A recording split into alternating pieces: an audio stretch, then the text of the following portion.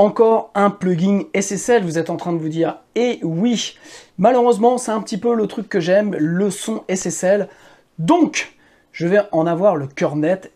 Est-ce que SSL est bien meilleur que SSL? N'est pas SSL qui veut? C'est tout de suite.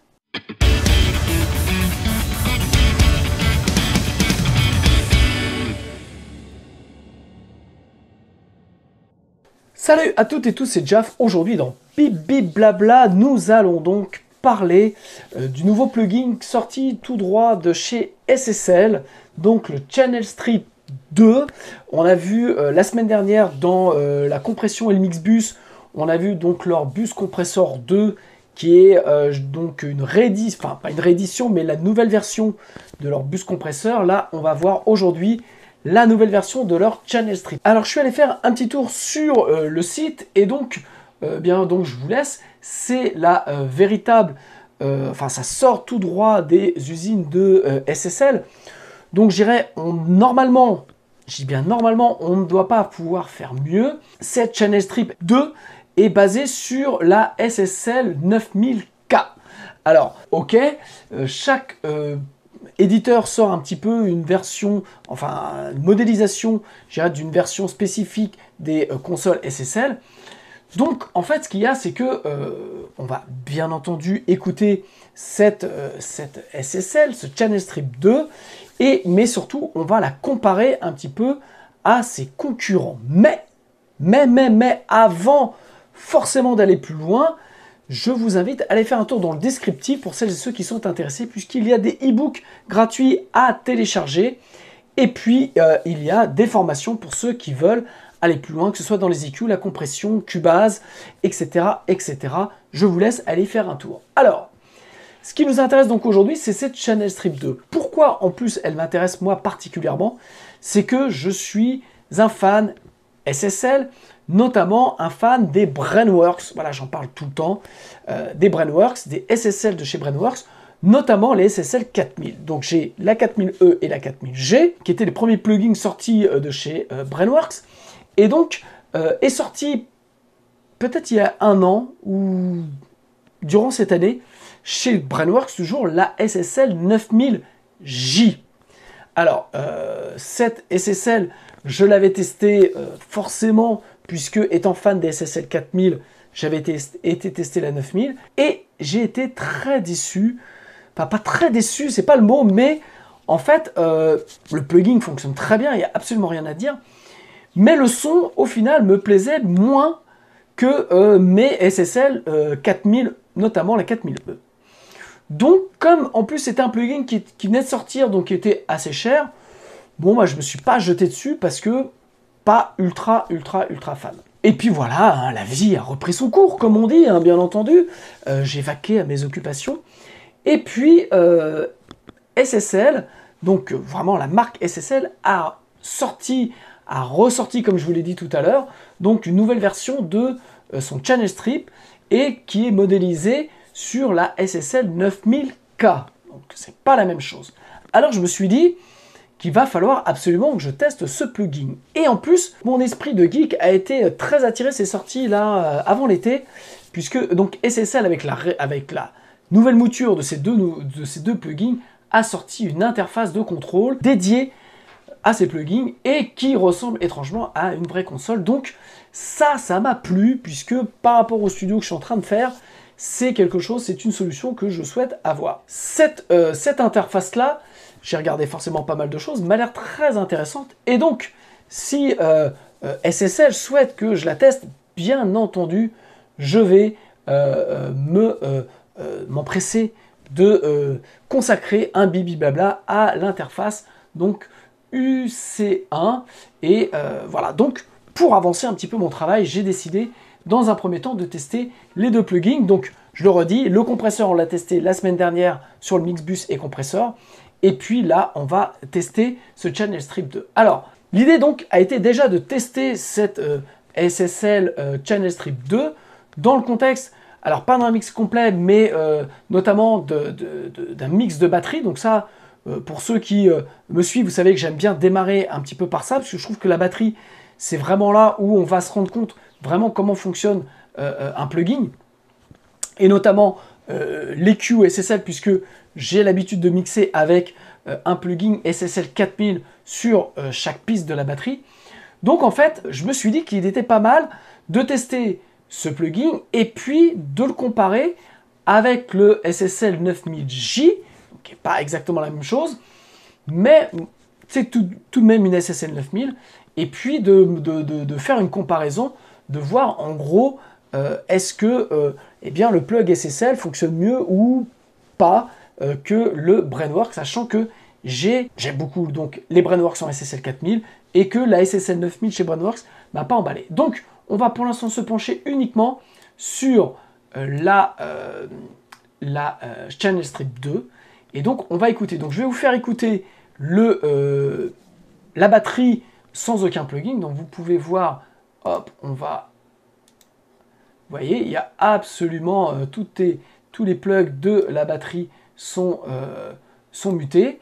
Et puis donc on va, donc là j'ai ma SSL 4000 telle que je l'avais mixée à la base. Ensuite on va comparer avec la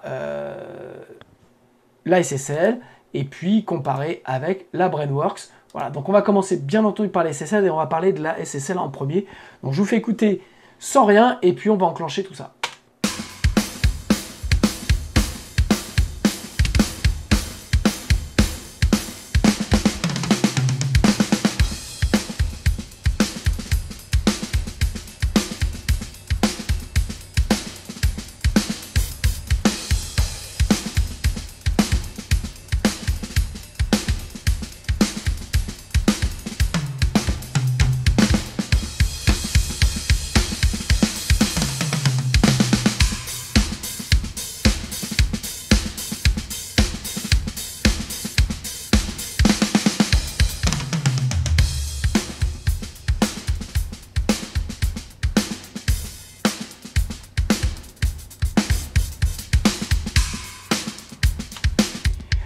Ok, donc vous avez vu, je suis passé un peu de l'un à l'autre, et en fait, donc on n'a pas du tout la même réaction entre les deux plugins. Donc, pour info, ce que j'ai fait, c'est que j'ai commencé par mixer avec donc la Channel Strip 2, sans me préoccuper de ce que j'avais fait avec ma SSL 4000. Voilà, donc j'ai remixé à blanc. Et ensuite, ce que j'ai fait, donc j'ai importé le Brainworx SSL 9000J, et pour le coup, là, j'ai recopié les mêmes paramètres. Donc voilà. Alors, vous allez me dire, c'est pas comme ça qu'on compare. Je vais vous dire, peut-être, mais je fais un peu ce que je veux, c'est quand même mon bip bip blabla. Mais surtout, blague à part, l'idée c'est que, ok, c'est pas la même, il y en a une c'est une 9000K, l'autre c'est une 9000J, mais c'était quand même pour voir un petit peu comment ça, elle se rapprochait. Alors en fait, on remarque que déjà le premier élément, c'est que ce que j'aime bien, voilà, on va déjà commencer avec le plugin SSL. Ce que j'aime bien, déjà, c'est le son. Je retrouve un petit peu ce que j'avais aimé dans le Bus Compressor 2. Et là, en fait, je trouve une certaine douceur, une certaine chaleur que je trouve n'a pas la Brainworx, notamment la 9000K. Et c'est ce qui m'avait un peu déplu dans le texte de la Brainworx. Et que là, quelque part, j'ai bien aimé dans cette Channel Strip 2, puisque je trouve qu'on a quelque chose qui est assez doux, avec des transitoires assez soft. Voilà. Donc ça, c'est un truc que j'ai vraiment bien aimé, et qui, quelque part, me rappelle le travail que j'ai fait au studio Besco sur leur Duality, qui, si je ne dis pas de bêtises, est basée sur une SSL 9000. Donc, ça, c'est le point positif. Je vais commencer déjà à vous dire ce que j'ai vraiment bien aimé dans ce plugin-là. Ce que j'ai bien aimé, c'est cette partie-là, c'est de choisir rapidement et de façon très visuelle, et on sait vraiment ce qu'on fait, l'ordre dans lequel on va travailler. Et ça, c'est super bien. Donc ça, vous voyez, vous pouvez déplacer vraiment comme vous voulez, soit mettre la comp, les Q et les filtres, soit de remettre les filtres en haut, soit de mettre les Q, enfin voilà, vous pouvez faire vraiment ce que vous voulez de façon assez simple, et qui n'est comme sur, alors pour le coup là, comme sur une console SSL, alors pas sur la Duality, parce que la Duality reprend ce système-là, puisque vous avez vraiment la possibilité par l'écran de voir ce que vous faites, mais sur les anciennes, voilà, on est un petit peu moins au fait de ce qu'on peut faire, et en plus là, ce qu'on peut vraiment mettre, c'est les filtres après, en dernier recours, ce que je crois qu'on ne peut pas faire sur l'autre. En tout cas, j'ai pas trouvé. Donc ça, c'est le point positif. J'ai bien aimé vraiment le côté voilà, doux de l'EQ. On retrouve quelque chose où on peut mettre beaucoup de dB sans que ça fasse quelque chose de très violent. Voilà. J'ai aussi bien aimé les filtres, notamment le fait que vous avez sur le filtre haut, ça démarre à quasiment 35 kHz. Donc vous avez vraiment la possibilité d'aller chercher loin et de faire des filtres assez hauts pour garder de l'air, mais en même temps un peu tamiser l'ensemble. Donc ça, c'est un truc super bien que on peut faire aussi avec la Brainworx. Vous voyez ici, voilà, donc là, voilà, et c'est à 60. Donc vraiment, on a sur la Brainworx aussi cette possibilité. Donc ça, c'est un point que j'ai vraiment bien aimé avec donc cette Channel Strip 2. Je vais quand même aller assez vite. L'idée, c'est pas non plus de rentrer dans tous les détails. Le compresseur, alors pour le coup, la différence entre les deux, j'ai trouvé que le compresseur là était pareil, plus mou par rapport à celui qu'on a sur la Brainworx, mais est plus doux aussi. Voilà, j'ai trouvé plus doux. J'ai bien aimé le système de boutons, la Fast Attack, que je trouve un peu plus lisible que sur la Brainworx. Par contre, l'avantage de la Brainworx, c'est que vous avez la possibilité sur la compression vous avez un mix knob, donc de jouer vraiment sur, voilà, si vous voulez faire un peu comme une compression parallèle, donc de réduire la partie compressée du signal dans l'ensemble. Donc ça, je trouve ça plutôt bien. Vous avez aussi un HPF, vous avez un high pass filter sur la compression qui n'est pas, si je dis pas de bêtises, en tout cas que je n'ai pas trouvé sur la Channel Strip 2. Et puis le get et l'expander ne fonctionnent pas exactement pareil. J'ai été un peu déstabilisé au début avec celui de la SSL, donc Channel Strip 2, et j'avais plus de repères. Enfin, j'ai trouvé celui, en tout cas, de la Brainworx beaucoup plus puissant. On pouvait faire plus de choses avec des réglages vraiment plus intéressants que celui de la Channel Strip 2. Donc voilà, donc ça c'est, je dirais, une petite revue rapide.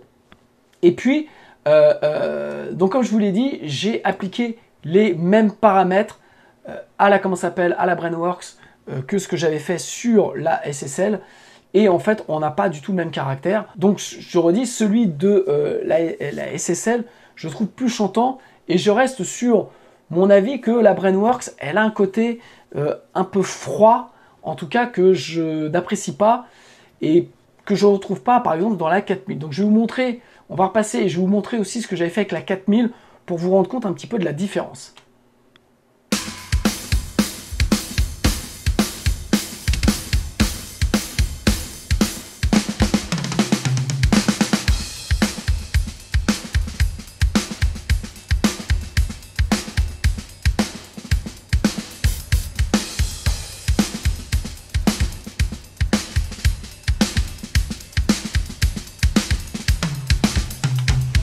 En fait, avec la Brainworx, je trouve que le signal est un peu plus large, mais par contre, il est beaucoup plus l'aigu et beaucoup plus tranchant.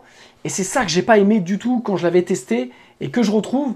Et que, en fait, quand vous comparez, pour le coup, ce que j'ai fait avec la 4000, alors j'ai pas du tout les mêmes réglages sur les channel strips, mais ce que j'ai fait avec la 4000, je trouve ça bien. Et quand on enclenche la Channel Strip 2 de SSL, je trouve que là, ça se met vraiment à chanter. Je trouve que c'est encore plus précis, c'est plus doux. Les transitoires sont plus agréables à écouter.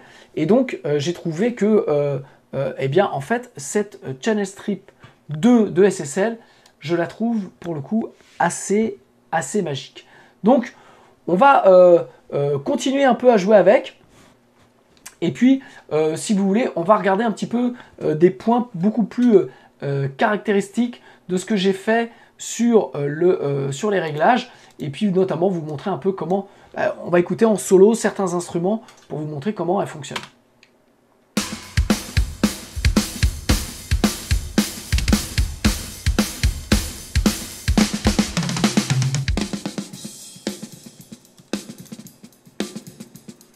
Donc là, on va regarder un peu la partie compression. Je vais vous montrer un peu les EQ. Et puis on va regarder aussi l'expander et le get.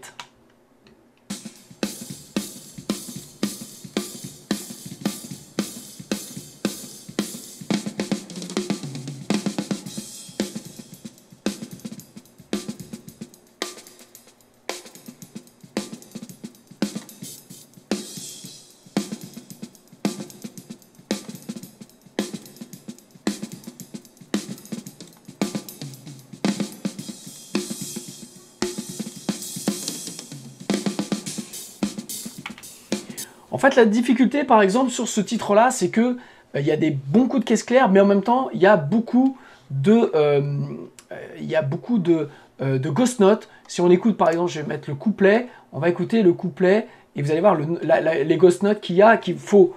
C'est là où je trouve que, par exemple, l'expander get de la SSL 4000 offre moins de possibilités que celui de la SSL 9000.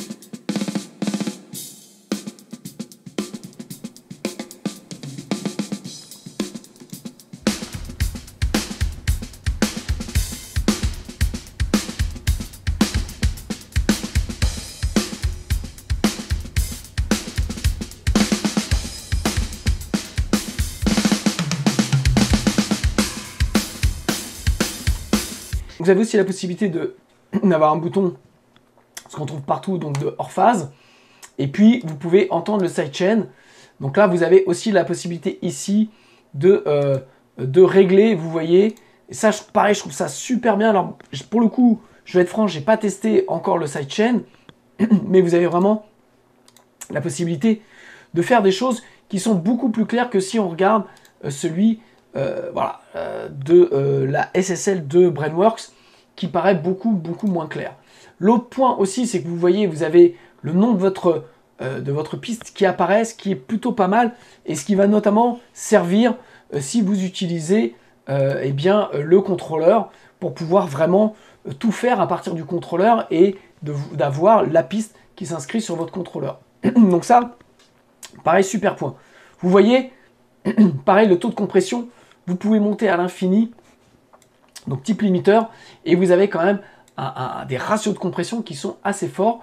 Vous pouvez régler, donc soit couper les dynamiques, vraiment, comme sur une SSL classique, et puis de jouer fast attack ou sur les pics, c'est pareil, ça donne pas du tout la même chose. On va écouter sur la caisse claire.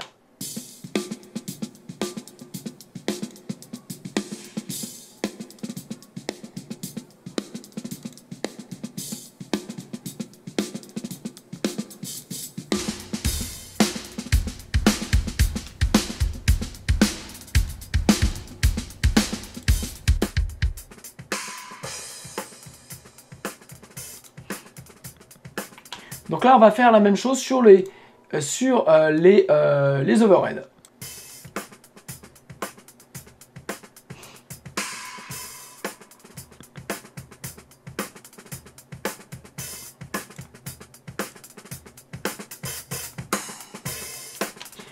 vous voyez, même quand je compresse à toc les overhead, je trouve qu'on n'a pas ce côté que je reproche vraiment à la Brainworks, d'avoir quelque chose d'assez froid, d'assez criard. Ça reste super chaud.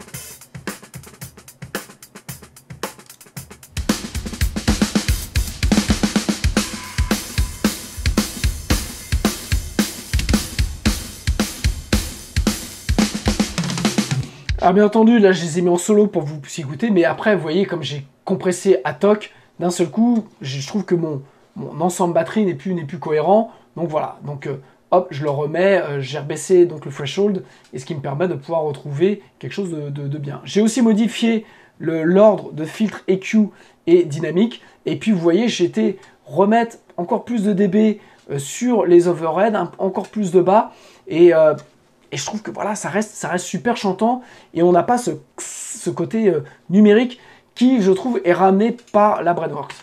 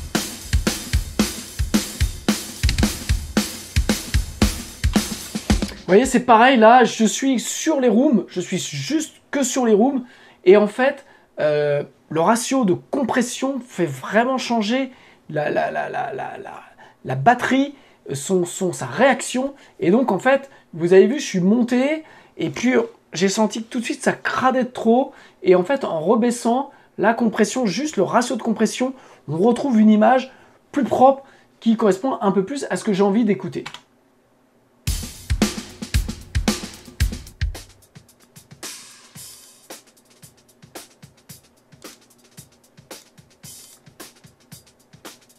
Alors le bouton E, donc pour les Q, qui doit plutôt rappeler alors je suis pas sûr que ce soit la 9000, je suis pas allé vérifier la 9000E, je suis pas sûr que ça existe, plutôt la 4000E. Donc on va voir si dans le mix, est-ce que ça ramène quelque chose.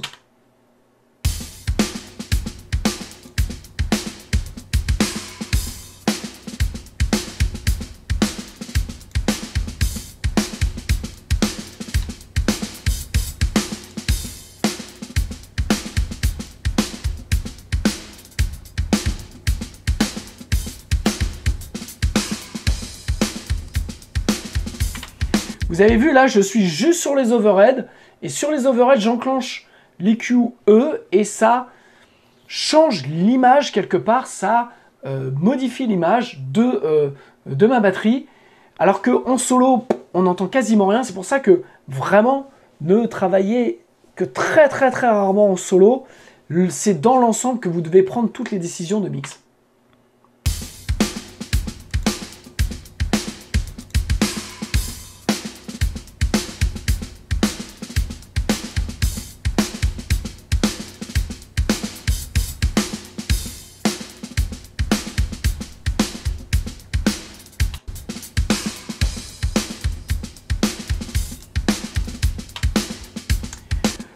Voilà ce que je voulais dire sur ce plugin Channel Strip 2.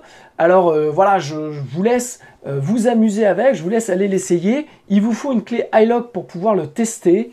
Et donc, eh bien, écoutez, ce plugin, ce qui peut juste me freiner, c'est que ce plugin est quand même à 329 €.